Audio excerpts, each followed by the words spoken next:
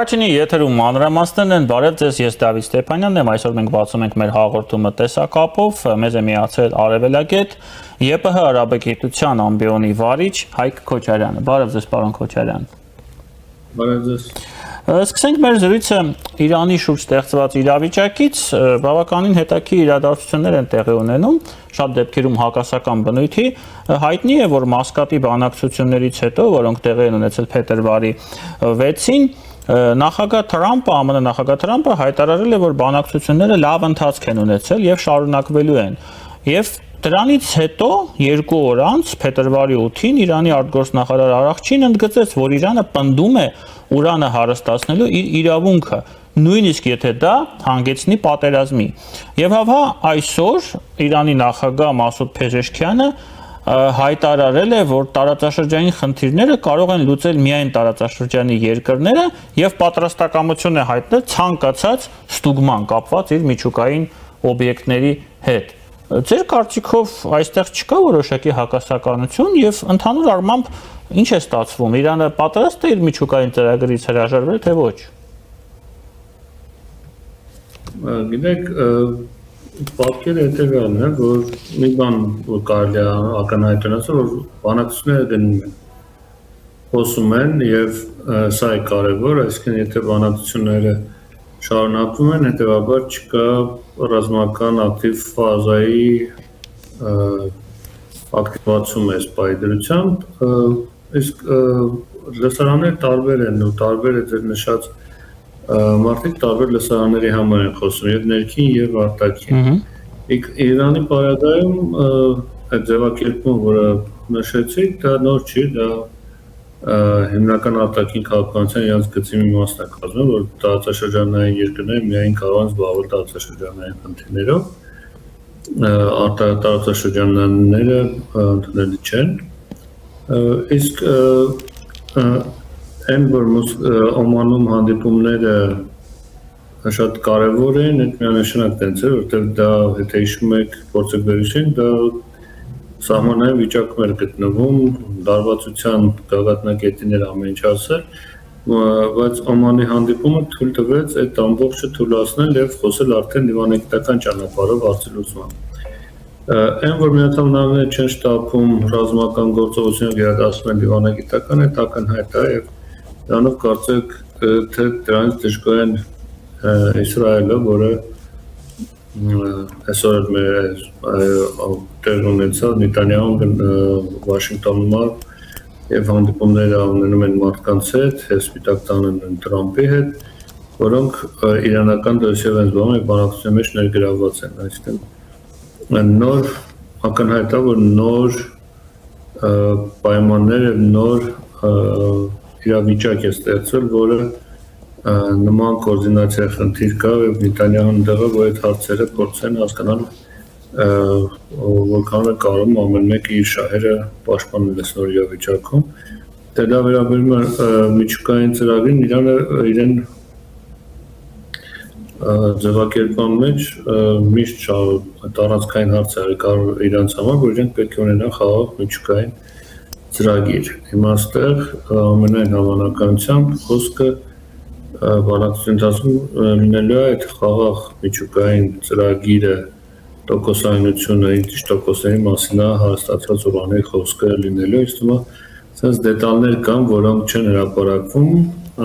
որոնց մասին բարոյական ինչ-որ արտահոսքեր լինում, բայց իմ տպավորությունն է, որ այս շրջանակի մեջ տեղ ունենում այս բանի խոսակցությունները եւ քննարկումները։ Մնացածը զուգահեռ տեղ ունեցող պետք է հետևել դա, որտեղ այս բանի Միացյալ Նահանգներում Իսրայելն ակտիվ, Իրանը տարածաշրջանի բոլոր երկրների բոլոր մայրաքաղաքների հետ ակտիվորեն հեռախոսակապի եւ այցելությունների մեջ է, բոլոր կողմերը փորձում են նոր սահմանադրված բանակցային դետալները քննարկել գործընկերների եւ հավաքակիցների հետ։ Այդ նույն միջոցառմանը, որին ելույթ է ունենում նախագահ Փեզեշքյանը, ելույթ է ունեցել նաեւ Իրանի արտգործնախարար Աբբաս Արաղչին, որը հայտարարել է, որ իրանական հրթիռները ԱՄՆ-ի հետ բանակցությունների օրակարգում չկան եւ ընդհանրապես չեն քննարկում եւ չեն քննարկվելու։ Արդյոք այդ հակասությունները, որոնք կան այսօր Իսրայելի եւ ԱՄՆ-ի միջև, առաջին հերթին պայմանավորված են այս կետով, այսինքն մենք կարող ենք այսօր ֆիքսել, որ ԱՄՆ-ի համար ընդունելի է Թեհրանի այս դիրքորոշումը եւ բանակցությունները գնում են բացառապես միջուկային ծրագրի շուրջ, թե այստեղ Արաքչին ներկայացնում է իրավիճակը ոչ այնքան պատշաճ եւ իրականությանը համապատասխանող տեսանկյունից։ Գիտեք, ինֆորմացիայի շատ խիստ պակաս կա այդ ամեն ինչին վերաբերյալ,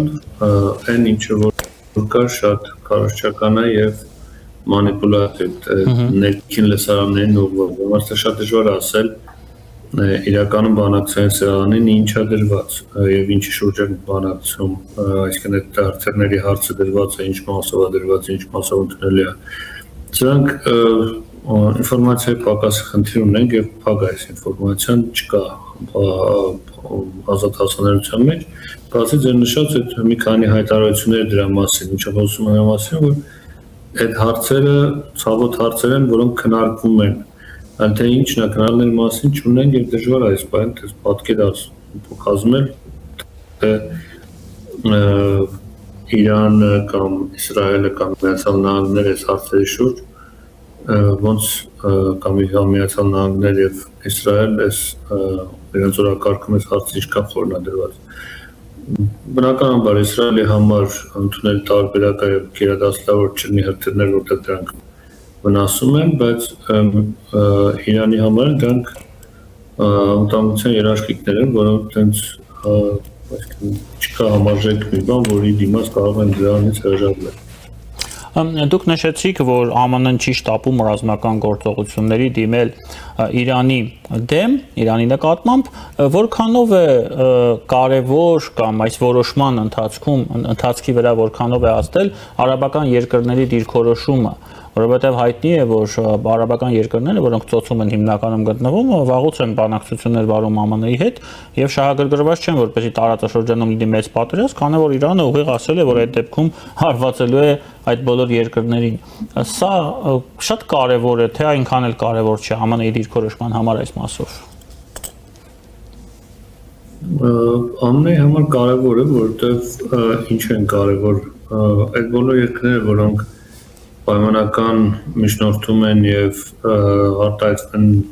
դեմ ռազմական սրանք են երկրներն են Սաուդյան, Կատարը, Էմիրությունները, որոնք մի ամիս առաջ բազմա միլիարդանոց ներդրումներ էին խոստովանել Միացյալ Նահանգների համար, չէ՞ տնտեսության եւ եթե տարածաշրջանը պատերազմը սկսվում, պատերազմը այս անգամ անվազն Իրանի կողմից հայտարարված բոլոր խողովակներով նայր, որ չի լինելու լոկալ, այլ եթե այրվում են բոլորն էլ կայրվեն, բնականաբար մտահոգում է այդ կենտրոններին, որոնք համատաբար վերջին տասնամյակներում ավելի խաղաղ պայմաններում են տնտեսությունները կառուցել եւ գիտեն դրա արժեքը խաղաղության պահելու, փորձում են հետ պահել Միացյալ Նահանգներին մի կողմից տարածաշրջանում բաց օջախներ ստեղծելուց,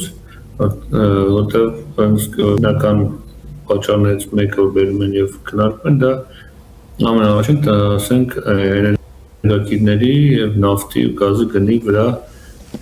ազդեցությունը որ կարող է լինել, դրանք որ համատական են բոլոր ներդրումներին, որոնք խոստացվել են, որ կարող են անել Միացյալ Նահանգների տնտեսության մեջ։ Հիշում եք այդ ծոցի երկրների ղեկավարների հետ հանդիպումներին, հետո Սպիտակ տանը Տրամփի ջոկերացիան թվերը բարձրացնում էր մի քանի միլիարդի հասնող։ Համար ստեղ այդ հարցերը լուրջ են, Միացյալ Նահանգները մի կողմ այդ ամբողջին ականջալուր է լինում, մի կողմից դրված են Իսրայելի անվտանգային շահերը, մյուս կողմից այս տնտեսական հարցերը, որը ուղիղ Միացյալ Նահանգների շահերի հետ է կապված, դրա համար Իսրայելը իր գործիքակազմում փորձում է հասցնել իրավիճակի ուզած կետին, բայց տարածաշրջանի արաբական երկրները հիմնական որոնք եթե նայել եք վերջ շրջանում իրանք էլ իրար այդ խնդիրներ ունեն, բայց այս հարցում փորձում են Միացյալ Նահանգների հետ աշխատել մի տրամաբանությամբ թույլ տալ, որ բաց արճակատում եւ օջախ պատերազմական կամ անվազն բախումների առաջանա հարևանությամբ իրենց։ Դա միանշանակ ազդելու է ամբողջ լոգիստիկ համակարգի վրա տարածաշրջանում։ Փետրվարի 3-ին Իսրայելը եւ Ադրբեջանը ստորագրել են մի փաստաթուղթ, որով սկիզբ է դրվել IT ոլորտում, high-tech ոլորտում նրանց համագործակցության, ի դեպ Իսրայելում է ստորագրվել, վարչապետ Նետանյախուն էլ այնտեղ ներկա եղել, եւ այստեղից հարց է առաջանում, եթե այսպիսի համագործակցություն լինի եւ իսրայելական տեխնոլոգիաները ներթափանցեն Ադրբեջան IT ոլորտում, արդյոք դա չի նշանակում, որ Իսրայելը տարածաշրջանում եւ առաջի հերթին Ադրբեջանում կունենա շատ ավելի մեծ աշխարհաքաղաքական ներկայություն եւ արդյոք դա չի կարող հակասել օրինակ նույն Իրանի շահերին հաշվի առնելով, որ Իսրայելը եւս մեկ աստիճանով բարձրացնում է սեփական ներկայությունը տարածաշրջանում եւ սա չի կարող դառնալ հերթական նոր հակասությունների առիթ։ Գիտեք, մի քիչ այդ ամբողջը շատ միֆականացված է, թե իսրայելական տեխնոլոգիաները իրենք կան ամենտեղ, միայն նոր չպիտի հայտնվեն նույն Ադրբեջանում կամ արաբական հարևան երկրներում, որտեղ որ Իրանի հետ անմիջապես հարևանությամբ գտնող կան եւ օգտագործվում են խորության եւ մասսայականության հարցը, թե ինչ ոլորտներում եւ որքան խոր է։ Ադրբեջանը հասկանում է, որ իրավիճակը այդ ոլորտում արագ զարգանում է եւ օգտվում է իր այդ դաշնակցային հարաբերությունների շահերամունք Իսրայելը փորձում է հարցեր լուծել։ Նույն արեցին, այսինքն օրերս 3 էր Միացյալ Նահանգների հետ կնքեցին Ադրբեջանը, որ ոլորտի հետ կապված որոշակի փաթեթներ։ Սա զարգացող ոլորտ է, որ բոլոր փորձել են մաս կազմել։ Իսրայելի պարագայում այդ տեխնոլոգիաների մի մասը կամ ծրագրային ապահովումները կան գրեթե բոլոր երկրներում տարածաշրջանի։ Այստեղ այդ հարցը տենց դրված չի, կարծիքով որ եթե դա անում են դա Իրանի դեմ է կամ Իրանը պետք է դրան դեմ լինի, իրեն կարող է դեմ լինի այդ հարցերին, բայց ինքնաբերաբար զարգացող ուղղությունն է այսօր, որ տենց հարցերի չի նայում, նրանք ռեսուրսներ է ման գալիս այդ ոլորտը եւ այդ ռեսուրսները գտնելու են տարածաշրջանում, մեր հատկապես դրա մասին շատ ակտիվ աշխատում են բոլոր այն սուբյեկտները, որոնք այդ ռեսուրսների կարիք ունեն։ Դա այստեղ կարող է մտահոգի, բայց դա չի խանգարելու Ադրբեջանին նման համագործակցություններ խորացնելու, հատկապես այս լարված իրավիճակում, որտեղ որ դեռ հայտնի չի Իրանի հետ շուրջ ինչեր է կատարվելու։ Իրանից անընդհատ բարբերաբար մտահոգություն է հնչում կապված թրիպի հետ, այդ նախագծի հետ, եւ այդ մտահոգության հասցեատերը եւ Հայաստանն են եւ ինչ որ առումով նաեւ Ադրբեջանը եւ երեք փոխնախագահ Վենսի այցի ժամանակ Բաքու ստորագրված փաստաթղթերի մեջ կա նաեւ փաստաթուղթ, որով Ադրբեջանը ԱՄՆ-ից գնելու է ռազմական ավակներ, կացերներ, որոնք Կասպից ծովում են տեղակայվելու։ Սա որքանով ես հասկանում եմ եւս մեկ անգամ նոր խնդիր է առաջացնելու Իրանի հետ կամ միգուցե նաեւ Ռուսաստանի հետ, որովհետեւ այդ ակվատորիայում հիմնական մրցակիցները Ամերիկայի Միացյալ Նահանգների եւ այնտեղ ներկայացված Ադրբեջանի, դա Իրանը եւ Ռուսաստանն է։ Ինչպիսի, չգիտեմ, հետևանքներ կարող է ունենալ այս քայլը, որովհետեւ արդեն փաստացի ԱՄՆ-ն սկսում է վաճառել զինտեխնիկա Ադրբեջանին, երկրին, որը սահմանակից է Իրանին եւ Ռուսաստանին։ Սա հերթական փաստացի աշխարհաքաղաքական ստատուս կվոյի փոփոխության սկիզբ կարող է լինել։ Այստեղ հարցը երկու բաղադրիչ ունի, մեկի մասնագետը չեմ ռազմական տեսակետից, այսինքն այդ նավակները ինչ ներկայացնում եւ ոնց են փոխում բալանսը ուժային կասպից չեմ կարող ասել, բայց քաղաքական տեսանկյունից այո իրավիճակի փոփոխության արձանագրում է, որ Միացյալ Նահանգները ավելի ակտիվ են տարածաշրջանում, եթե նախկինում չունեին կամ չէին դրսևորում նման ամբիցիաներ ռազմական համագործակցություն հարավային կովկասյան երկրների հետ, այս բանին տեսնում ենք, որ այդ քաղաքականությունը բարձրաձայնվում է եւ իրագործվում է։ Դե տեսանկյունից այո իրավիճակը հետաքրքիր է, փոփոխվել է եւ ուսումնասիրության կարիք ունի, բայց երկրորդ մասով թե որքանով են այդ ռազմական ներկայացում փոխում բալանսը Կասպից ծովում եւ ընդհանրապես հարավային Կովկասում, սա երևի ռազմական փորձագետ է ձեզ պետք, որպեսզի ավելի մանրամասն բացատրի ինչ է ցավոք այդքան իմ մասնագիտությունը չի։ Եվ երևի թե վերջին հարցը պարոն Քոչարյան կապված այսպես կոչված իրանական պրոքսիների հետ, Համասի, Հեզբոլլահի, որովհետև որքանով ես գիտեմ, դա էլ է բանակցությունների կետ Իրանի եւ ԱՄՆ-ի միջև, արդյոք այդ ռազմական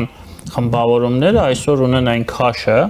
որը ստիպում է օրինակ նույն ԱՄՆ-ին կամ Իսրայելին գնալ այսպիսի բանակցություններին Իրանի հետ, փորձելով ստիպել Իրանին հրաժարվել նրանց ֆինանսավորումից։ Նրանք այսօր ռեալ վտանգ ներկայացնում են Մերձավոր Արևելքում։ Այդ ուժերը կան, այդ ուժերը ոչ միտեղ չեն կորել, այդ ուժերը բավականին շատ մարդ ունեն, որոնք ռազմականացված են եւ ճիշտ է նախորդ փուլերի նման չեն ազդում իրավիճակի վրա, բայց ունակ են փոխել իրավիճակը կամ առնվազն խանգարել են process-ներին, որոնք տեղի են ունենում։ Դրանստեղ ԱՄՆ-ն, որի համար կարևոր է Մերձավոր Արևելքի միջանցքի լոգիստիկ կարողությունները օգտագործել, խնդիր ունի սրանք չեզոքացնելու հետ, բայց մյուս կողմից Իրանը ոչ մի անգամ չի ասել, որ ուղիղ իրենց ֆինանսավորման տակցան, ոնց որ բոլորս ենթադրում ենք եւ գիտենք, բայց այդ պրոքսիությունը առաջվա չափի չի եւ այդ հողովակներ չկան։ Առնվազն ցամաքային կոմունիկացիաները կտրված են այդ շարժումների հետ, բայց այն ռեսուրսները սահմանափակ որ ունեն եւ այն կարողությունները, որոնք կուտակել են, դեռ շարունակում է հնարավորություն ստեղծել խանգարելու process-ներին Մերձավոր Արևելքում, այն process-ներին, որ գծվել են եւ պլանավորվում են կատարվել Միացյալ Նահանգների կողմից ներգրավելով Սիրիան process-ի մեջ, Լիբանանը եւ ինչ-որ մասում նաեւ Իսրայելը իր պլաններով են, դա համար տրամաբանական որ ես հասնենք պիտի բարձրացվել այդ բանակցությունների ընթացքում, ինչը ավելի շատ հարց է բարձրաձայնելու համար, որքան որ հնարավոր է դրանով ինչ-որ մի արդյունքի հասնել, որովհետև այդ կապի մասին բաց ինֆորմացիաները նայում եք, բավականին հիմնականում խոսվում է հետազոտողների կողմից, որ շատ է թուլացել եւ համարյա թե կտրվել է այդ կապերը, համար դա քիչ չի հետևում բանակցություններին այդ հարցը յուրահատուկ քննարկելու մեջ, որպեսզի դրան վերջացնելու հարցը ավելի շատ եւս մեկ անգամ բարձրաձայնելու եւ ցույց տալու այդ ֆակտորի կարևոր չեզոքացման կարևորությունը հետագա քաղաքականության համար Միացյալ Նահանգների ստացաշրջանում։ Շնորհակալություն պարոն Քոչարյան։ Մեր հյուրներ որպես միացել էր տեսակապով Արևելագետ ԵՊՀ արաբագիտության ամբիոնի վարիչ Հայկ Քոչարյանը, մենք քիչ անց կվերադառնանք եւ կշարունակենք մեր եթերը։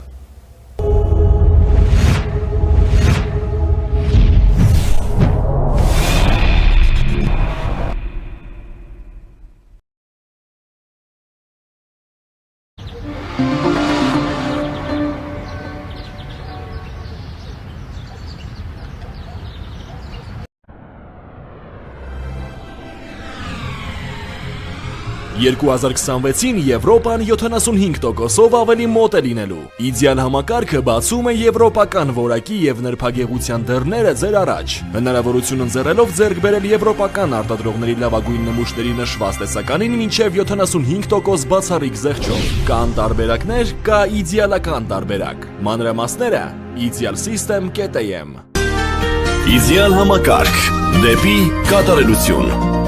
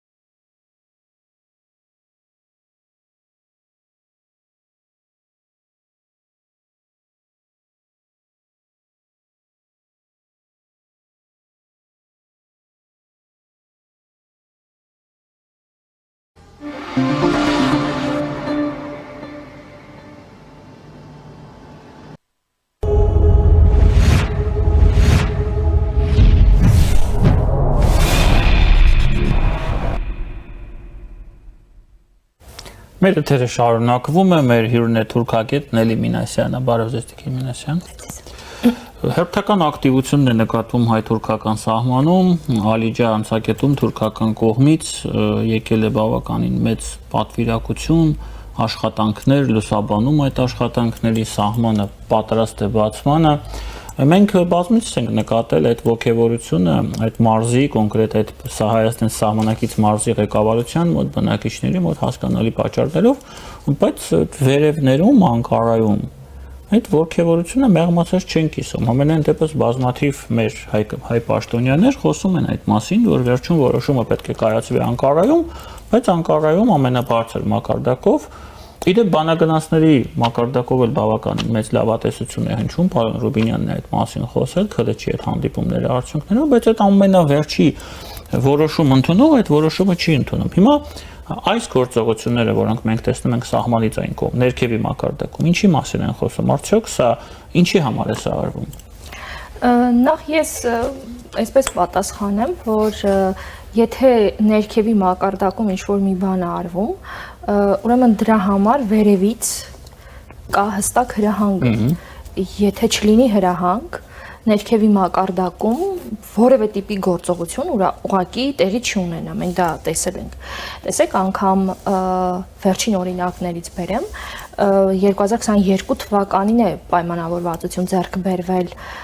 երրորդ երկրների քաղաքացիների համար բաց է սահմանը, բայց փաստացի թուրքական կողմում սահմանի վերանորոգման հետ կապված ինչ-որ բաներ անցած տարի են սկսել։ Այսինքն այդ ակտիվությունը, որը կա իսկապես, իրենք այնտեղ անգամ կա որոշակի տեղեկատվություն, որ թերթերը գրել էին, որ արվում է ավելի կարճ ժամկետում աշխատանքներն ավարտելու համար, այստեղ իհարկե մանրամասներ չունենք, որ հասկանանք ինչ կարճ ժամկետի մասին է խոսքը եւ ընդհանրապես ինչ սպասել։ Այսինքն հետեւաբար վերևից կա որոշակի հրահանգ առնվազն, որպեսզի այստեղ այս աշխատանքները ուրեմն իրականացվեն։ Մյուսը ինչի մենք, այսինքն բնականաբար պարզ է, որ վերևի վերջնական որոշմամբ պետքա սահմանի բացումը տեղի ունենա, ես կասեի ավելի շուտ քաղաքական որոշմամբ, որտեղ դա քաղաքական որոշման արդյունք է լինելու եւ ընդհանրապես հայ-թուրքական հարաբերությունների այս ամբողջ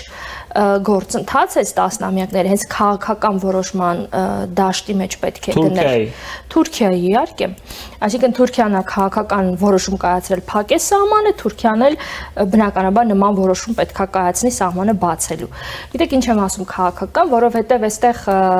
օրինակ չկա, չգիտեմ, անվտանգային, ռազմական, չգիտեմ, տարբեր այսպիսի խնդիրներ, մեծ հաշվով չկա այսպիսի խնդիրներ։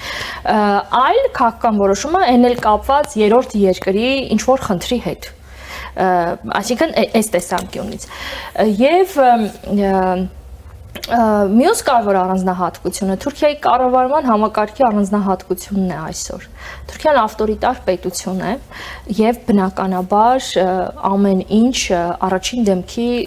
այսպես մակարդակով է լուծվում եւ այստեղ կան իհարկե նաեւ անձնական որոշակի նկրտումներ։ Անընդհատ խոսվում է եւ Ալիևն էլ այդ մասին ասում, ոչ միայն ակնարկներով, այլ բավականին ուղիղ, որ որոշումը հայ-թուրքական սահմանի բացման մասին պետք է կայացնի նաեւ ինքը։ Ու այդպիսի բաներ մեկ տեղեկատվություն ունենք։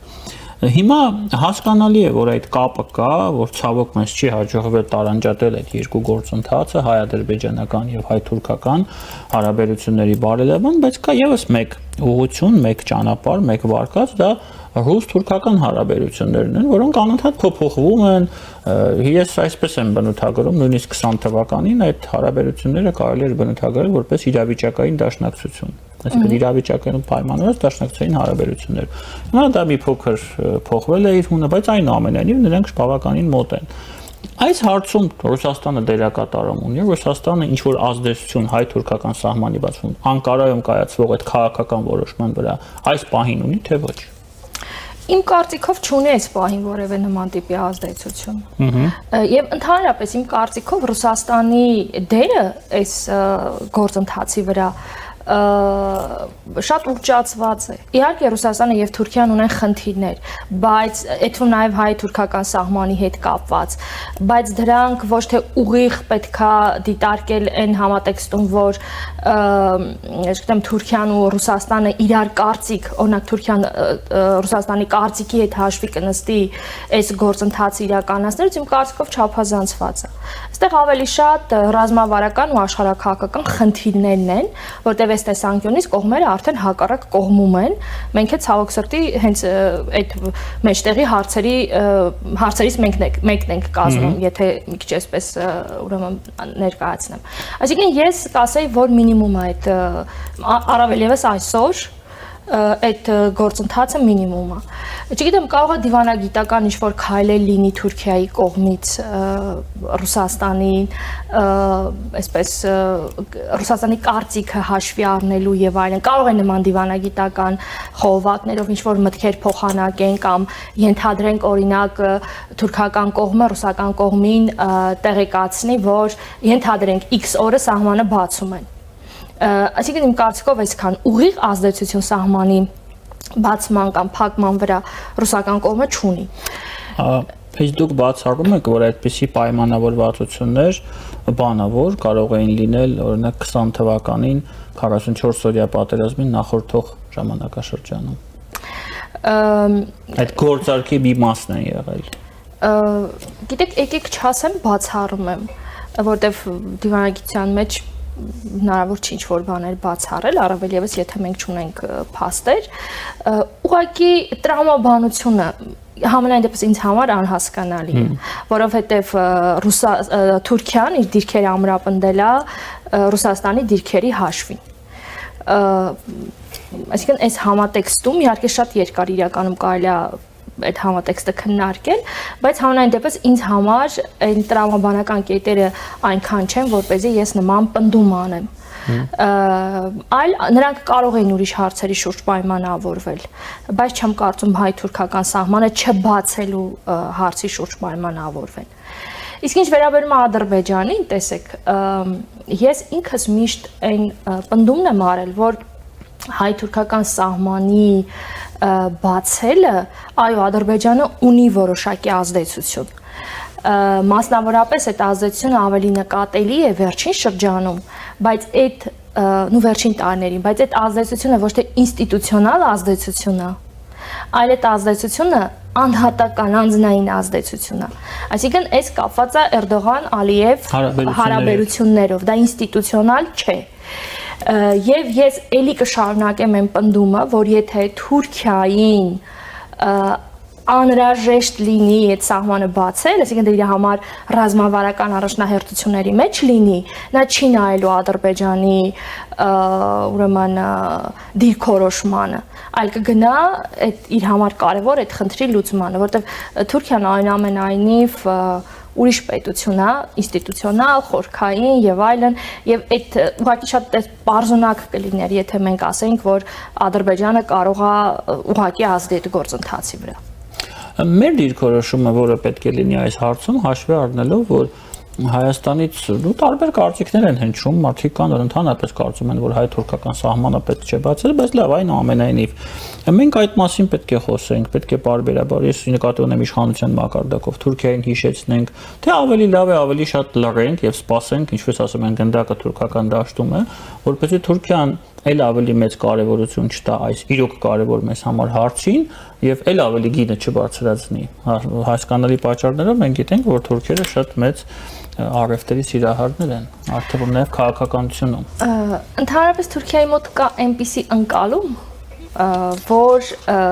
այդ սահմանի բացվելը ավելի շատ ձեռնտու է մեզ, իրանց այդքան է ձեռնտու չի, այդքան իրանց համար կարևոր չի։ Հետևաբար մենք ինչ որ մի կարևոր բան պետք է անենք, որ իրենք գնան այդ սահմանի բացմանը։ Կամ ամերիկացիները, որոնց դա պետք է։ Կամ այո, իրենք դրանք դա դարձել է նաև առևտրի մաս, հատկապես արևմուտքի հետ որոշ իրանց այսպես գործարքներում։ Գիտեք,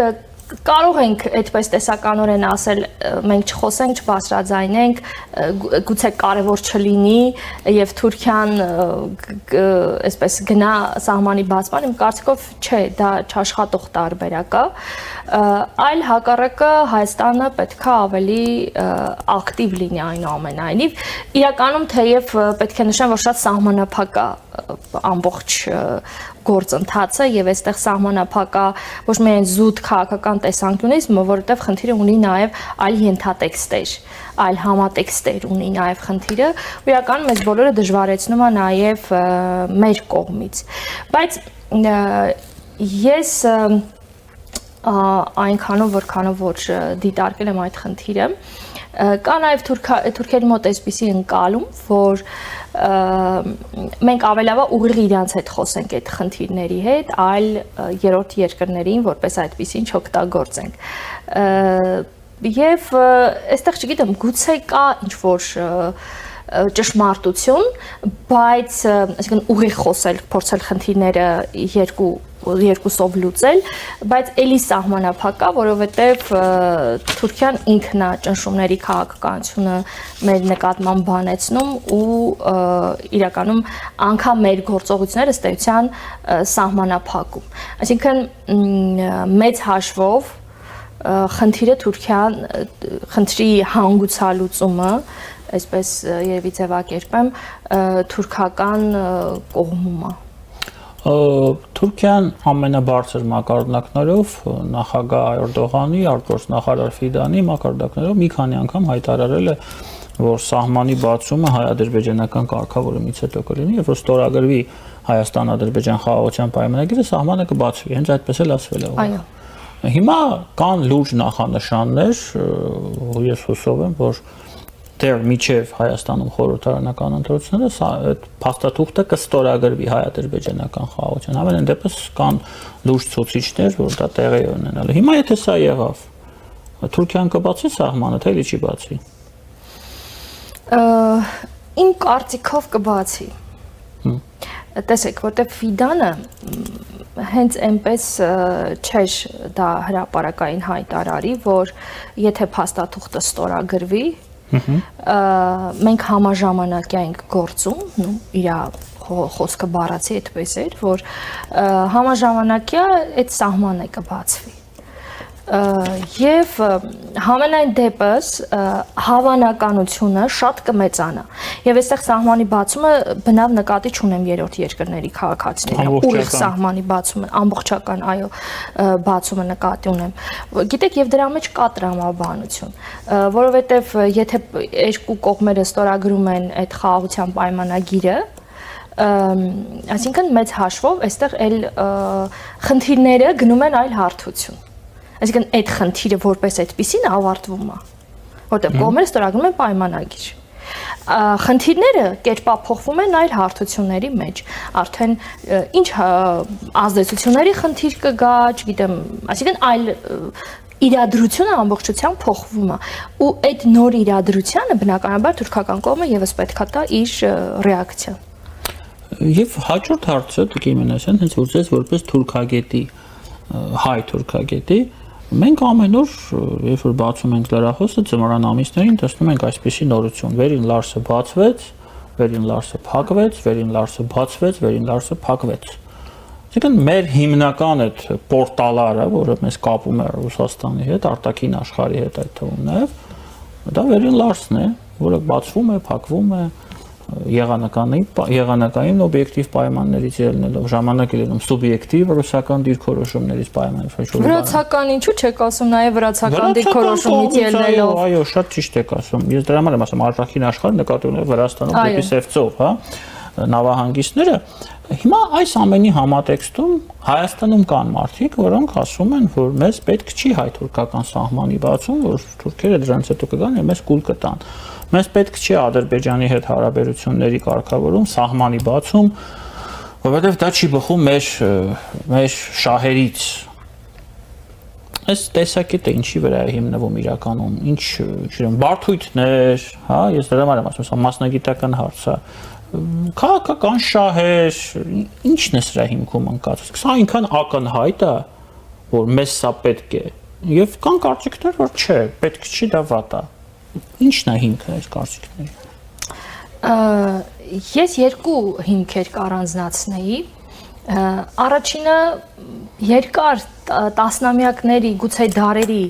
ընթացքում ձևավորված նարատիվներն են ու բնավ ոչ առանց հիմքի նարատիվները։ Այսինքն այո, եղել են հիմքեր Թուրքիայից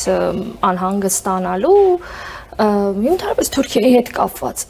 Այսինքն այս առաջին նարատիվները, որոնք որ շատ առումներով դեռ պահպանվում են, կամ ընկալումներն էլ կարող ենք նաև նշել, որոնք որ շատ առումներով մեր հասարակության մեջ պահպանվում է, ու ես կարծում եմ, որ դա նորմալ է, որովհետև հակառակի հետ կապված, որպեսզի մենք էլ հաղթահարենք հենց մեր բարդույթները առաջին հերթին, այս մեր նարատիվներն ու ընկալումները, մենք ինչ ենք անում, որ մեր ժողովուրդը դրանից ձերբազատվի։ Որովհետև այս մեր աշխարհագրությունն է, մենք ապրում ենք այս աշխարհագրության մեջ ու մենք դա փոխել ի վիճակի չենք ուղակի։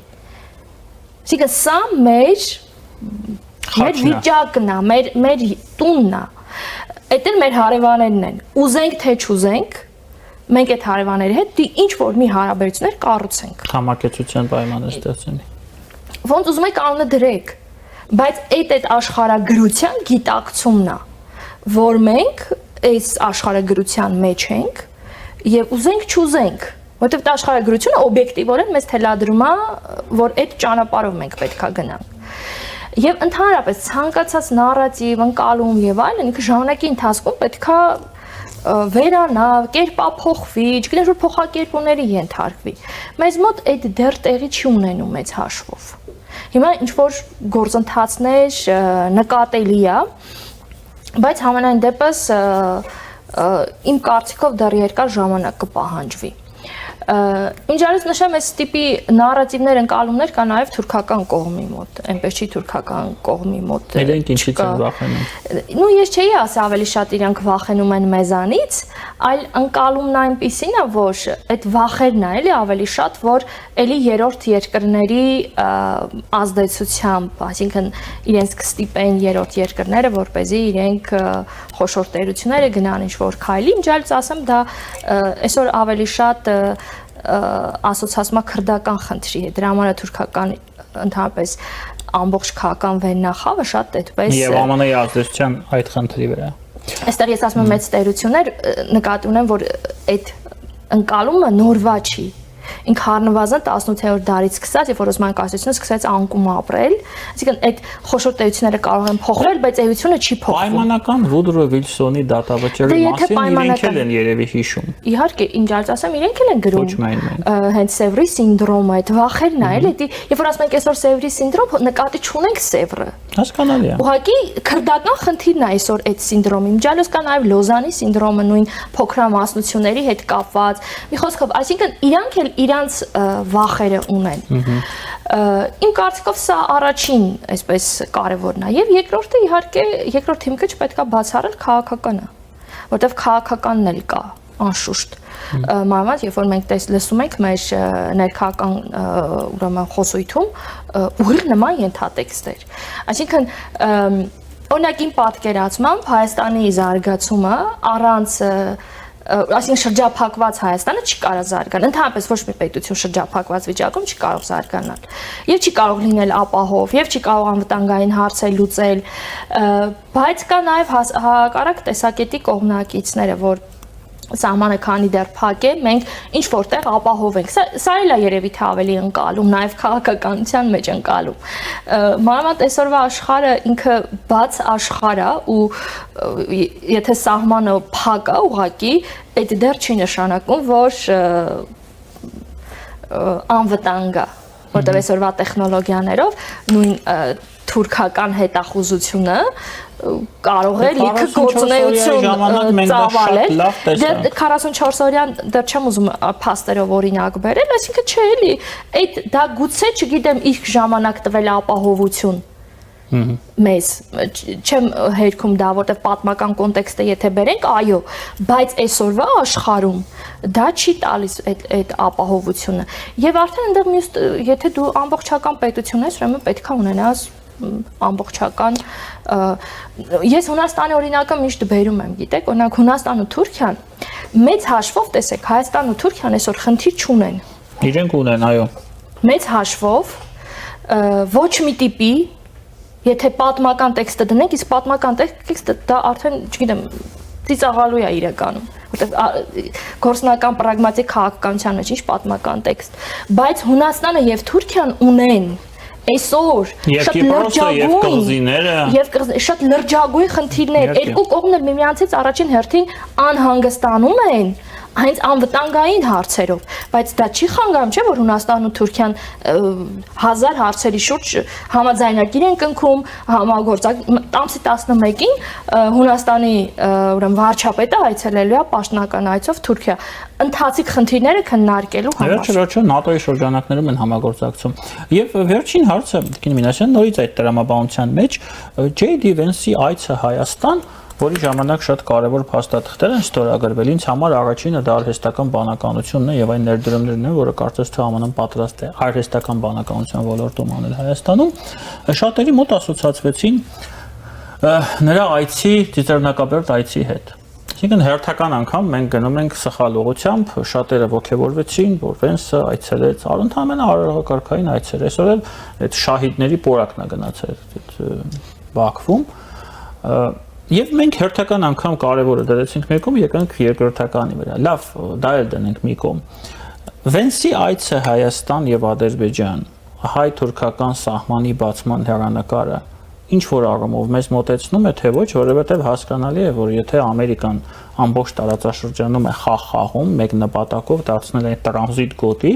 Թուրքիան չի կարող այստեղ անմասը մնալ, իսկ դա նշանակում է, որ հայ-թուրքական սահմանը եւս պետք է բացվի։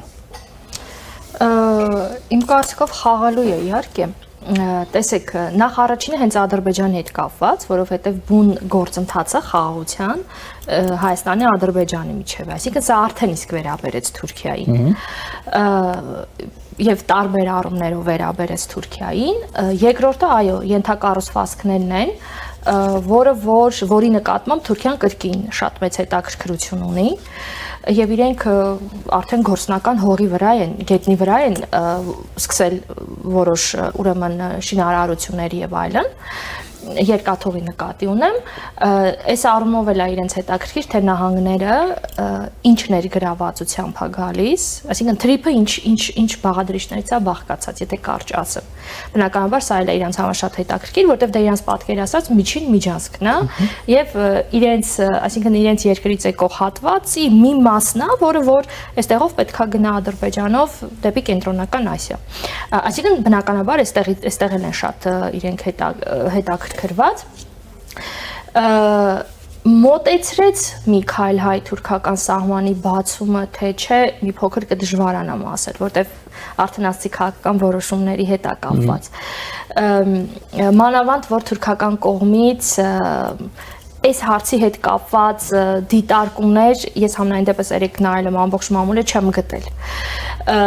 Բայց նախ ասեմ, որ այսը շատ հետաքրքիր լուսաբանվեց, շատ բավականին, ընդհանրապես հայաստանյան իրադարձությունները այդպես շատ լուսաբանումների չեն արժանանում թուրքական մամուլում եւ թուրքական կողմը մի քանի շատ կարևոր հարցերի վրա անդրադարձավ իմ ջայլոց հենց ձեր նշած արհեստական բանականության հետ կապված մի բան, որը Թուրքիան վերջին տարիներին մասին բան չեն գրել, ես վստահ եմ։ Ես համենայն դեպս չեմ հանդիպել։ Ես նայել եմ հիմնական բաները նայում եմ եւ իշխանական եւ ուրեմն ընդդիմադիր։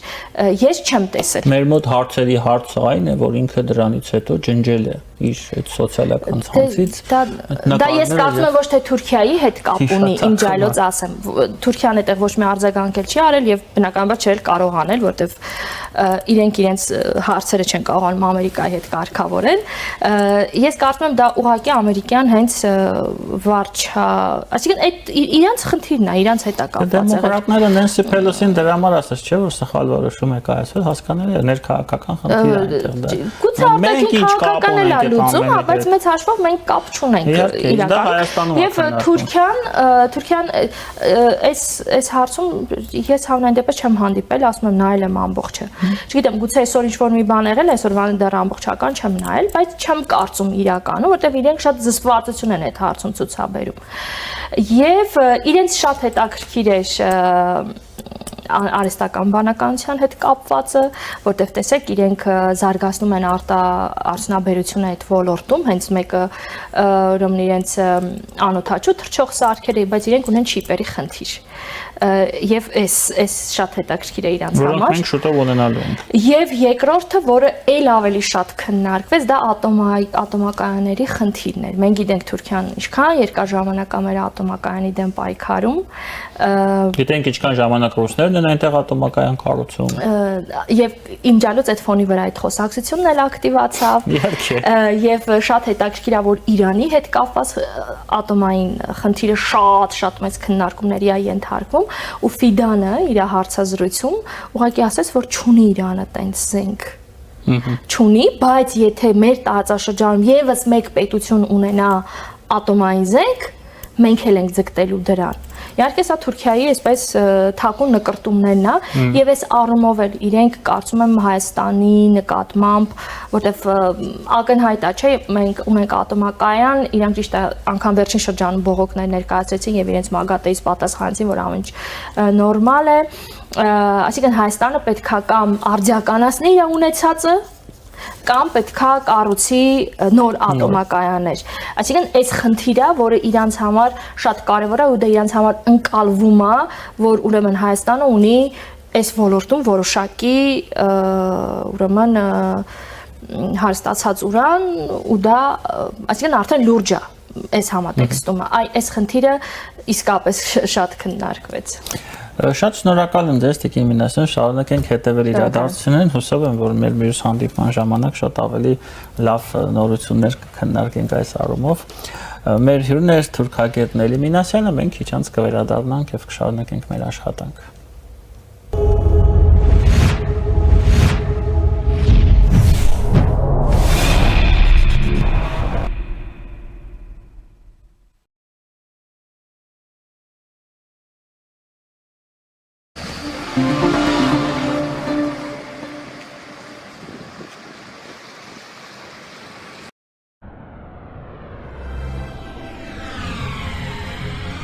«2026-ին Եվրոպան 75%-ով ավելի մոտ է լինելու։ Իդեալ համակարգը բացում է եվրոպական որակի եւ նրբագեղության դռները ձեր առաջ։ Հնարավորություն ընձեռելով ձեռք բերել եվրոպական արտադրողների լավագույն նմուշների նշված տեսականին մինչեւ 75% բացառիկ զեղչով։ Կան տարբերակներ, կա իդեալական տարբերակ։ Մանրամասները idealsystem.am։ Իդեալ համակարգ դեպի կատարելություն։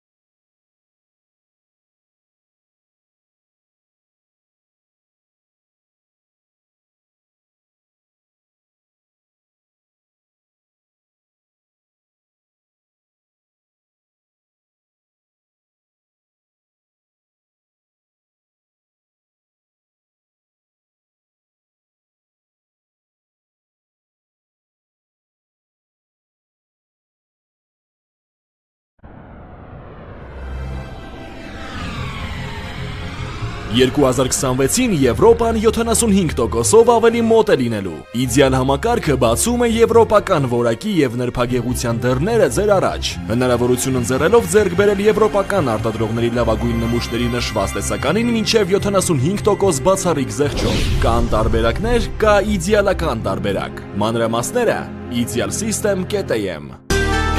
Իդեալ համակարգ դեպի կատարելություն։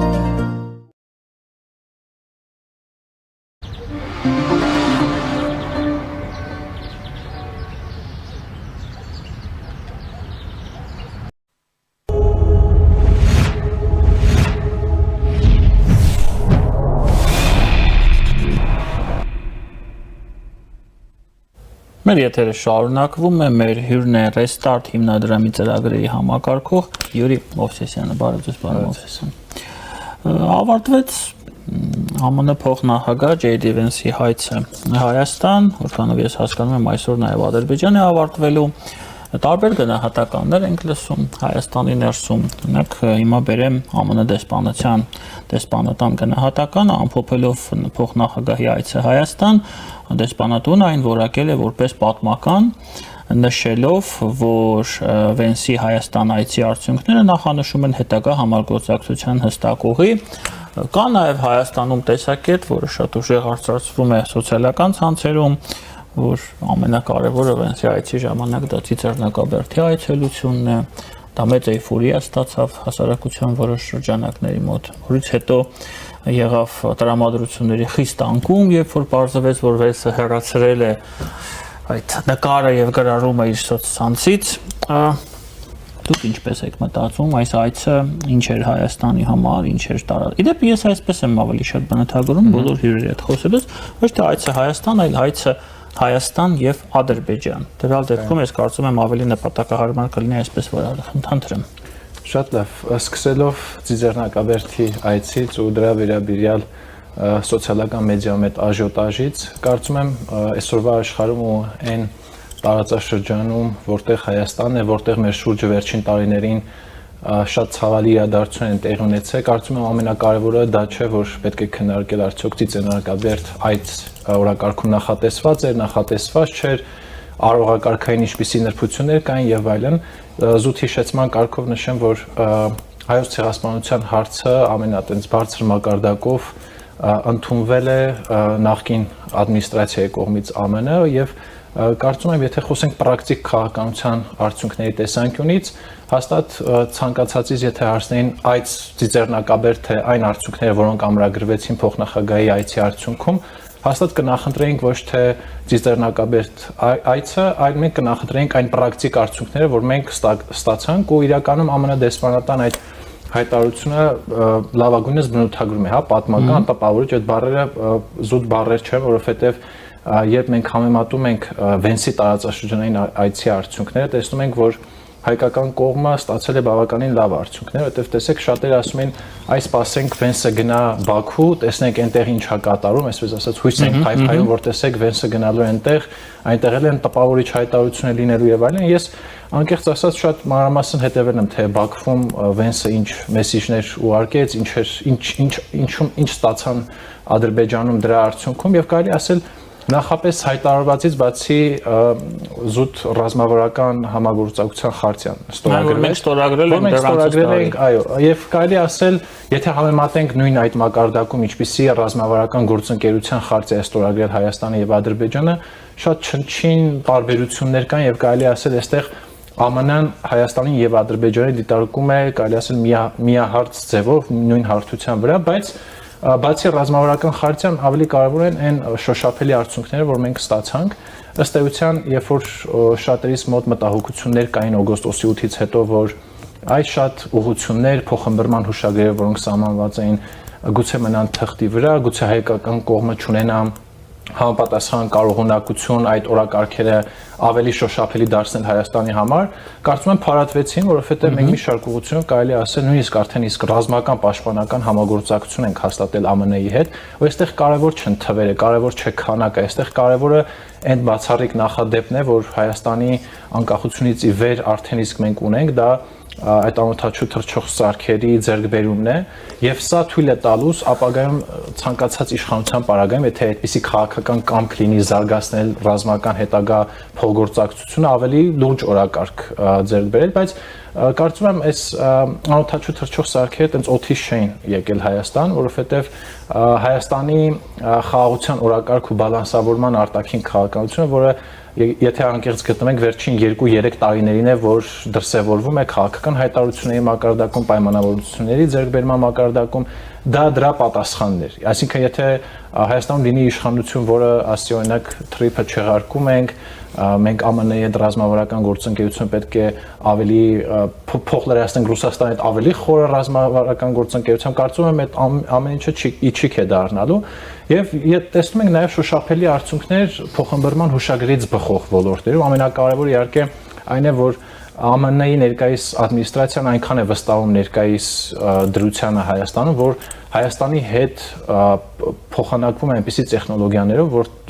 որը աշխարհի շատ քիչ երկրներ ունեն եւ շատերը կերազեն դրա մասին։ Դա թե միջուկային տեխնոլոգիաների մասին է, թե բարձրագույն տեխնոլոգիաների մասին է եւ փոխնախագահ շատ հստակ այդ մասը նշեց, որ թե կիսահաղորդիչների ոլորտում, թե արհեստական բանականության ոլորտում մենք արդեն տեսնում ենք շոշափելի արդյունքներ, օրինակ YouTube-ի կողմից եւ կարծում եմ սա քաղաքական մակարդակում մեսիջ էր, որ ԱՄՆ մասնավոր սեկտորի ներկայացուցիչները իմանան, որ Հայաստանը այնտեղն է, որտեղ ամերիկյան ադմինիստրացիան ամենաբարձր քաղաքական մակարդակում հովանավորում է նրանց ներդրումները Հայաստանում։ Կարծում եմ օրակարգը բավականին տպավորիչ էր, բայց այստեղ իհարկե չպետք է էլի այտենց փրկչի ձևով ներկայացնել, որ այ տեսեք մենք ունենք փրկիչ, հիմա փոխարինում ենք այլ փրկիչով եւ այլն, կարծում եմ մեր նախորդ մի քանի տասնյակ տարիների փորձը ցույց է տալիս, որ պետք չէ փրկիչներ որոնել, պետք է ուղղակի դիվերսիֆիկացման քաղաքականություն ավելի լայն թափով շարունակել, իսկ ԱՄՆ-ի դերը այդ դիվերսիֆիկացման քաղաքականության իրագործման տեսանկյունից բավական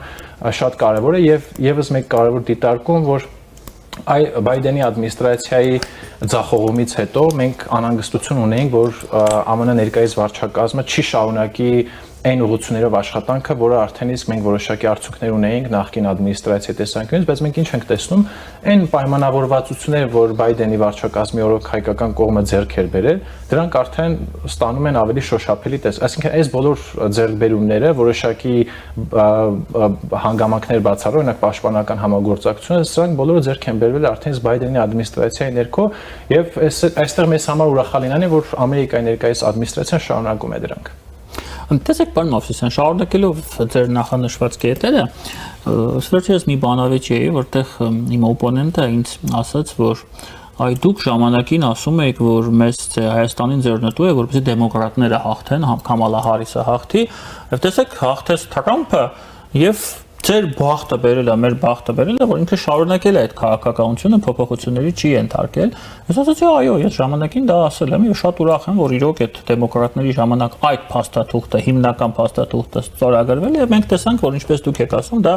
որ դատարկ թղթի կտոր չէր եւ օգոստոսի 8-ը եւ հունվարի 13-ը հերթական անգամ դա ամրապնդեցի եւ այսօր ԱՄՆ դեսպանատունը ուղիղ տեքստով ասում է, որ այդ ամեն ինչը լինելու է շարունակական։ Հիմա այս ամեն ինչը, այս շարունակականությունը, սա էլ է պետք այսօր արդեն քննարկել, որովհետև տեսնում եմ արդեն այստեղ շահարկումներ, որովհետև շատերը նորից Հայաստանում ասում են, որ այ վաղը Թրամփը կգնա, այդ թրիպը, որ իր անունով է, չի աշխատելու, դեմոկրատները կգան, սաղ կքանդեն եւ ընդհանուր առմամբ այս ամենը դառնալու է հերթական դատարկ թղթի կտորը։ Խնդրեմ։ Ես կարծում եմ մենք մի կարևոր հանգրվանի ենք հասել, որի առնչությամբ մենք պետքա բոլորս ուրախանանք, որովհետև ըստ էության հայ-ամերիկյան օրակարգը ունի երկուսակցական աջակցություն։ Նույնը չի կարող պնդել, օրինակ, չի կարող նման պնդում անել Ադրբեջանի բարձրագույն ղեկավարությունը։ Այստեղ Հայաստանի մրցակցային առավելությունը պարզ է, այսինքն մեր մտահոգությունը, որ ներկայիս, այո, մեր մտահոգությունը որն էր, որ եթե Թրամփի վարչակազմը գա, նրանց համար այլևս ժողովրդավարական գործընթացները կարևոր չեն լինելու, սա եկեք ընդունենք, որ քիչ անհանգստություն չէ, որովհետև ամերիկյան կողմի աջակցությունը Հայաստանում ժողովրդավարական բարեփոխումներին, աջակցությունը տարբեր տնտեսական, էներգետիկ բարեփոխումների բավականին լուրջ դերակատարում է ունեցել Հայաստանի համար, բայց արդեն Թրամփի վարչակազմի օրոք հայկական կողմը այլևս մտահոգված չի լինի, որ եթե ԱՄՆ-ում որևէ վարչակազմի փոփոխություն լինի, ապա մեր ամբողջ աշխատանքը ջուրը կընկնի։ Այդպիսի մտահոգություններ ունի Իլհամ Ալիևը, որը նույնիսկ ԱՄՆ-ում կայացած վերջին նախագահական ընտրությունների քարոզարշավի ընթացքում իր բացահայտ աջակցությունն էր ցույց տալիս Թրամփին, ինչու, որովհետև նա գիտեր, թե կան դեմոկրատները, շատ բան հաջող չի լինի։ Բայց այսօր իհարկե մեզ համար ուրախալի է նաև, որ ԱՄՆ-ն կարողանում է աշխատել Ադրբեջանի հետ։ Եկեք սա էլ ընդունենք, որովհետև շատ հաճախ խաղաղության գործընթացների վերաբերյալ ինչ քննադատություններ հնչում, որ միայնակ տանգո չեն ապրում, եւ իհարկե այս կոնտեքստում այն, որ ներկայիս ադմինիստրացիան կարողանում է աշխատել թե Ադրբեջանի, թե Հայաստանի հետ, եւ դրա արդյունքում ունենում ենք շոշափելի արդյունքներ, սրանով ամրապնդվում է խաղաղության գործընթացը, այսինքն կներեք մենք չպետք է ուրախանանք, որ ԱՄՆ-ի որևէ վարչակազմ շատ սուր հարաբերություններ ունենա Ադրբեջանի հետ, որովհետև մենք տեսել ենք, թե այդ սուր հարաբերությունները եւ դրանց հետևանքները մեր վրա մենք տեսել ենք 23 թվականին, 22 թվականին ինչա տեղի ունեցել եւ իհարկե այստեղ կարող ենք քննադատել նախկին ադմինիստրացիայի, ներկայիս ադմինիստրացիայի եւ բայց այդ մարդիկ պրագմատիկ շահերի հետևից են գնում եւ բարեբախտաբար այդ պրագմատիկ շահերը ներկայիս դրության մեջ Հայաստան ռազմավարական շահերի հետ համընկնում են։ Ըստ ձեզ ինչ հեռանկարներ ունի այսօր Հայաստան-ԱՄՆ հարաբերությունները, արդյոք մենք հիմնական, սա շատ կարևոր հարց է իրոք, արդյոք հիմնական բաղադրիչը դա թրիպն է, թե մեր շահերի տեսանկյունից, Հայաստանի շահերի տեսանկյունից կա ավելի կարևորություն կամ ուղղություններ։ Տեսեք, Հայաստան-ԱՄՆ ներկայիս հարաբերությունն ունեն մի քանի թրեքեր, մի քանի ուղղություններ։ Թրիպը տեղավորվում է տարածաշրջանում ապաշրջափակման գործընթացում, այսինքն թրիպը դիտարկվում է տարածաշրջանում հատկապես Հայաստանի շուրջ տեղի ունեցող ապաշրջափակման գործընթացների կարևորագույն ուղղություններից մեկը, որովհետև այստեղ եկեք ընդունենք, որ ԱՄՆ-ն նույնպես ունի ռազմավարական շահեր, ու այդ ռազմավարական շահերը նաև ամրագրված են թրիփի իրականացման շրջանակում, դա այն է, որ ԱՄՆ-ն կարևորում է մատակարարման տարբեր շղթաների ապահով փոխադրումը, ինչպես նաև տարբեր հումքային ռեսուրսների նկատմամբ հետաքրքրվածություն ունի ԱՄՆ-ը եւ տեսեք, որ թե ԱԳՆ նախարարի մակարդակում, թե վարչապետի մակարդակում հայտարարվեց, որ ԱՄՆ-ը նաև Հայաստանում հետաքրքրված է հազվագյուտ մետաղների վերամշակմամբ, այսինքն սա արդեն իսկ նոր ուղղություն է բացում, իսկ որպեսզի հեռուստադիտողները իմանան, մեզ համար ու ընդհանրապես ԱՄՆ-ի համար այդ հազվագյուտ մետաղների վերամշակումը, արդյունահանումը շատ կարևոր նշանակություն ունի, որովհետև առանց դրա այսօր որևէ բարձրագույն տեխնոլոգիա չի կարողանում արտադրվել։ Բայց սա ընդհանրապես մի ուղղությունն է թռիփը, երբ որ թռիփի մասին ենք խոսում։ Այստեղ խոսում ենք էներգետիկ անվտանգության տեսանկյունից, ես վերջերս արդեն ունեցա մի քանի մասնագետների հետ հանդիպելու եւ քննարկելու օրինակ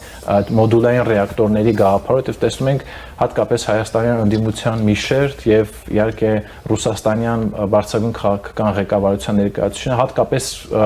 ֆիքսվել են այս էներգետիկ նոր համագործակցության վրա, ինչի, որովհետեւ եթե տեսնենք Ռուսաստանի արտաքին քաղաքականությունը տարածաշրջանում, էներգետիկ կախվածությունը արտաքին քաղաքականության հետ միանգամայն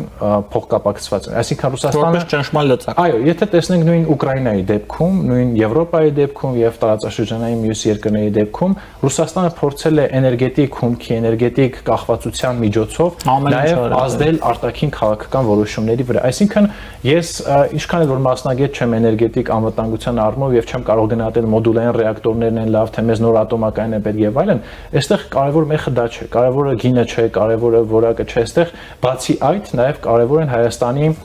վնասար կախվածությունների նվազեցումը։ Այսինքն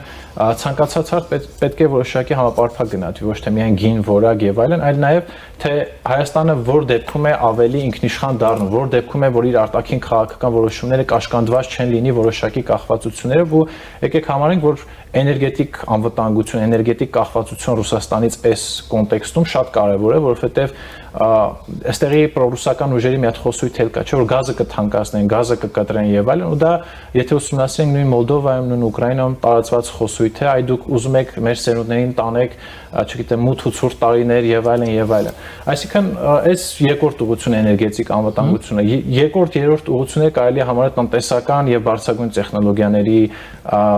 ոլորտներում արդեն իսկ սկսված հարաբերությունները, սա ինչով է կարևոր, որովհետեւ շատ հաճախ երբ որ մենք նախկինում խոսում ենք Հայաստան-ԱՄՆ հարաբերությունների մասին, մի քիչ շատ абստրակտ ենք խոսում, հա, ժողովրդավարություն, խաղաղություն եւ այլն, բայց այդ բոլորը որոշակի ամրապնդում են ստանում, երբ որ դրա հետ փոխկապակցված են տնտեսական եւ բարձր տեխնոլոգիական համագործակցությունները եւ ես կարծում եմ ապագայում հայկական կողմը ավելի շատ պետք է շեշտը դնի սրա վրա, որովհետեւ ինչքան Հայաստանը ներսից դիմակայուն լինի, այսինքն ունենա զարգացած տնտեսություն, ունենա զարգացած բարձր տեխնոլոգիական արդյունաբերություն, այսօր ԱՄՆ-ն թիվ 1 գերտերությունն է եւ նրա տնտեսությունը հիմնված է ծառայությունների վրա, իսկ ոմանք Հայաստանում ասում են Հայաստանում պետք է կառուցել արդյունաբերական նոր գործարաններ եւ այլն, սա կարծում եմ որոշակի աշխարհայացքային հակամարտության 300,000 աշխատատեղով։ Կարծում եմ որոշ մարդիկ նաև այդ քաղաքական նարատիվներով Հայաստան ուզում են տանել 1950-ականներ արդյունաբերական հեղափոխության դարաշրջան եւ այլն, ինդուստրիալիզացիա։ Այո, որովհետեւ այսօր աշխարհում գործարանների մասին խոսելիս սերիական որոշակի արտադրություն, տեքստիլ արդյունաբերություն ստեղծելու մասին շատ քիչ այտենց ոգևորիչ խոսքեր են հնչում տարբեր օրինակ տնտեսական համաժողովներում, օրինակ Դավոսը որպես կարող ենք դրա կարևոր հարթակներից մեկը համարել, եւ բոլորը խոսում են բարձրագույն տեխնոլոգիական առաջընթացի մասին, բոլորը խոսում են արհեստական բանականության մասին, կիսահաղորդիչների մասին եւ այլն։ Այսինքն այս Հայաստան-ԱՄՆ ռազմավարական գործընկերության կարևորագույն ուղղություններից մեկը, որ մենք 13 տարիներ չենք կարողացել աշխատել այդ ուղղությամբ, դա է տնտեսական բարձրագույն տեխնոլոգիական ոլորտն է եւ կարծում եմ թե Հայաստանի ժողովրդավարությունը, թե Հայաստանի կոմպլեմենտար արտաքին քաղաքականությունը հենց թաքնված է այստեղ, եթե մենք կարողանանք մեր տնային աշխատանքը այստեղ կատարել եւ ԱՄՆ-ից լինի այդ քաղաքական կամքը, կարծում եմ շատ ոչ հեռու ապագայում մենք արդեն կարող ենք ունենալ ավելի ինքնաբավ տնտեսություն եւ որոշակի արտաքին քաղաքական որոշումներ կայացնելիս կաշկանդված չենք լինի օրինակ հյուսիսից եկող հրահանգներով։ Դուք շատ կարևոր բան նշեցիք, դուք նշեցիք, որ այսօր պրոռուսական ընդդիմությունը փորձում է ահաբեկել մեզ դրանով, որ Ռուսաստանը գազը կթանկացնի կամ չգիտեմ կփակի։ Ես ուզում եմ հիշեցնել բոլորին, որ Ռուսաստանը գազը թանկացնում էր կամ դրանով մեզ ահաբեկում էր, խլելով մեր վերջին ինքնիշխանության նշույլները, օրինակ հայ-ռուս գազարդ այդպիսի հիմնարկ կար ժամանակին, չէ՞։ Ամենասկզբից թե չեմ սխալվում 50-50 էր, վերջում 100 դարավ Գազպրոմ Արմենիա։ Հենց այն ժամանակ էր դա օգտագործում եւ ստանում իր ուզածը, խլելով մեզանից ամեն ինչ, իսկ այս վերջի տարիներին դա տեղի չի ունենում։ Սա պարադոքս է, եւ ի՞նչն է այդ պարադոքսի պատճառը։ Մի փոքր բացենք հա մարդկանց, թե մարդիկ հասկանան ինչ է կատարվում իրավիճակը։ Ըստ էության ռուս-ուկրաինական պատերազմից ի վեր Ռուսաստանը բախվում է իր ուժային սահմանափակումների ու այդ իրենց շատ հաճախ ասում են դուգինյան արտաքին քաղաքականության նարատիվների հակամարտության մեջ։ Այսինքն մի կողմից Ռուսաստանը ունի շատ բարձր նպատակներ տարածաշրջանում, այսինքն եթե Ռուսաստանի իրական նպատակների մասին խոսենք, նա շատ ոգևորված կլինի, երբ որ պոստսովետական ամբողջ տարածաշրջանում վերականգնվի այն ազդեցությունը, որ ինքը ուներ մինչև 90-ականները եւ նաեւ բոլորովին վերջերս մինչև ռուս-ուկրաինական պատերազմը, եւ ըստ էության ռուս-ուկրաինականից հետո մենք տեսնում ենք, որ հատկապես ԱՄՆ ներկայիս ադմինիստրացիայի ճակերտավոր ասած շնորհիվ Կենտրոնական Ասիայում եւ Հարավային Կովկասում Ռուսաստանը կորցնում է իր ավանդական դերը, եթե կարելի է այդպես գնահատել, իսկ որն է այդ ավանդական դերը, որ Ռուսաստանը չնայած նրան, որ ռեսուրսներ չէր ծախսում փափուկ ուժի վրա կամ շատ քիչ էր ծախսում, որովհետեւ հիմնական ոլորտներում ուներ բազմաթիվ ձեռք բերած կախվածություններ ու գիտեք Ադրբեջանում էլ այդ քաղաքական կախվածությունները բազմաթիվ անգամ ապացուցվել են, օրինակ նույն ռուս-ադրբեջանական այս հակամարտության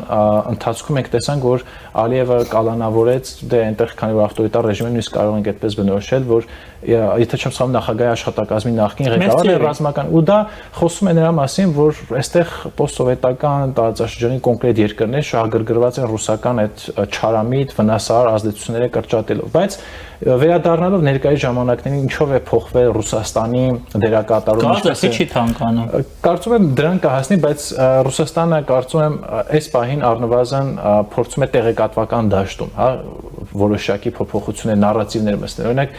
եթե տեսնենք Ռուսաստանով Այո, օրինակ Ռուսաստանի ԱԳՆ տարբեր ներկայացուցիչներ, օրինակ Գալուզինը, փոխնախարար, նախարար Լավրովը, Մարիա Զախարովան եւ այլն տարբեր էշելյոնների ներկայացուցիչներ։ Ո՞վ է մեկ-մեկ միանում Կրեմլից։ Ես հիշում եմ, որ երբ որ խոսում ենք Ռուսաստանի մասին, օրինակ շատերը ասում են, գիտեք, այնտեղ ամեն ինչ Պուտինը չի որոշում եւ տարբեր էշելյոններ կան, տարբեր աշտարակներ կան, բայց երբ որ տարբեր աշտարակներից արդեն նույնատիպ հայտարարություններ են հնչում, այսինքն երբ որ Օվերչուկը, Լավրովը, Զախարովան միատոն ձևով եւ այդ ամբողջ ռոպագանդա նույն նարատիվներն է անդադ շրջանառում եւ այստեղ նրանց նարատիվների միանում են կոնկրետ քաղաքական դերակատարներ, ու հետո մենք լսում ենք, որ փափուկ ուժի համար որոշակի 165 միլիոն, եթե չեմ սխալվում, Ռուսաստանը նախատեսել հատկապես Հայաստանում կիրառելու նպատակով։ Կարծում եմ մենք ապագայում, հատկապես առաջիկա տեսանելի ապագայում եւ խորհրդարանական ընտրությունների համատեքստում ավելի շատ կտեսնենք ռուսական փափուկ ուժի դրսևորումները, որովհետեւ Ռուսաստանը հատկապես խրված լինելով ռուս-ուկրաինական պատերազմում առնվազն միջև դրա ավարտը, նույնիսկ ավարտից հետո որովհետեւ խոսում է, որ մի սցենարի նաեւ ռուս-ուկրաինական ավարտի, բայց սանկցիաները մնա, նաև Ռուսաստանը կարիք ունի թե Հայաստանի, թե Ադրբեջանի աջակցության կարիք է։ Եկեք չմոռանանք, որ ռուս-ուկրաինական ընթացքում Հայաստանը եղել է պլազդարմ Ռուսաստանի կողմից որոշակի սանկցիաներից խուսափելու համար եւ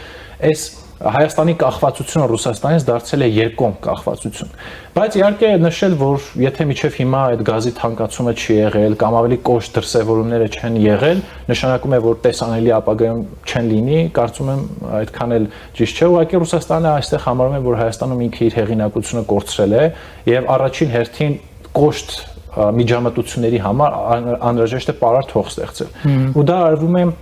տարբեր արտաքին միջամտությունների գործիքակազմով, մենք խոսում ենք օրինակ հիբրիդային սպառնալիքների մասին, բայց դա առնվազն այսօր հիմնականում սահմանափակված է տեղեկատվական դաշտում միջամտություններով։ Ես կարծում եմ, որ ապագայում մենք կտեսնենք, որ Ռուսաստանը նաև կփորձի տնտեսական տարբեր հաղորդուղիներ, օրինակ օգտագործել որպես ճշմարտ գործիք եւ այլն, բայց այստեղ որն է մեր եզրակացությունը, հա, ինչ անենք, նստենք, սպասենք Ռուսաստանը երբ է այդ կոշտ միջամտություններ անում, առնվազն հայկական կողմը, ինչպես քաղաքական ամենաբարձր մակարդակում է հայտարարվում, թե թրիփի, թե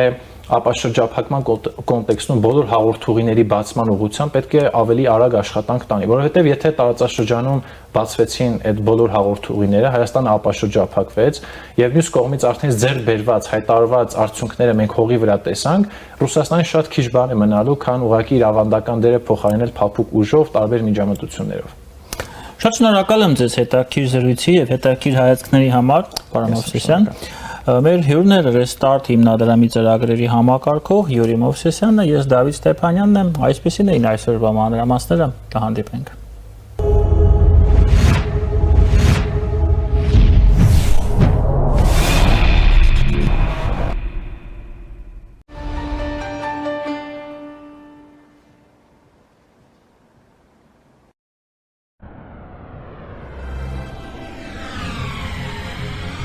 «2026-ին Եվրոպան 75%-ով ավելի մոտ է լինելու։ Իդեալ համակարգը բացում է եվրոպական որակի եւ նրբագեղության դռները ձեր առաջ։ Հնարավորություն ընձեռելով ձեռք բերել եվրոպական արտադրողների լավագույն նմուշների նշված տեսականին մինչև 75% բացառիկ զեղչով։ Կան տարբերակներ, կա իդեալական տարբերակ։ Մանրամասները idealsystem.am։